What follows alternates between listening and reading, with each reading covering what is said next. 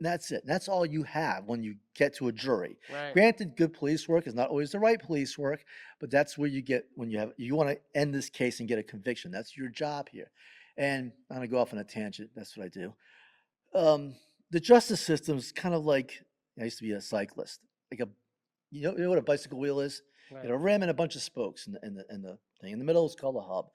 Every spoke has to be adjusted the right way for that wheel to spin perfectly s- centered. It's called true, ironically.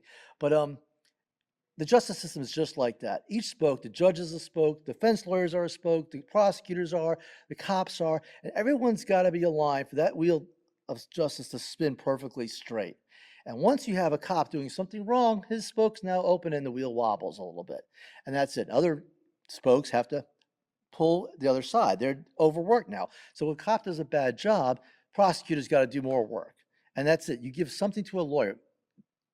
We used to tell them, listen, if you really screw up something and tell the truth about it, odds are this guy's coming back again. You'll get him next time. Okay. That's the bottom line. Right. All right. But to destroy your credibility in doing that, and I know a lot of cops, I've been dealt with them. I represented cops. I was married to one for a while. So I get all that you have to do as a police officer. Like I said, the number one job of a police officer is to go home every night. We get that. But when you give defense lawyers something to work with, that's really bad. So Right. what Danny said, we took all these depositions, and you take little a crime scene investigator. All she did really basically go around taking pictures, hundreds of pictures. Right. And I'm not going to go through each one of her, but in her report, in a one little line, it says, "I came across a mask in the street, and I asked Detective so and so, should I photograph that?" He goes, "No, that has nothing to do with this case." So there's a mask in the street. This the identification was one guy was wearing a mask. So the detective in his brilliant information says, no, that has nothing to do with the case.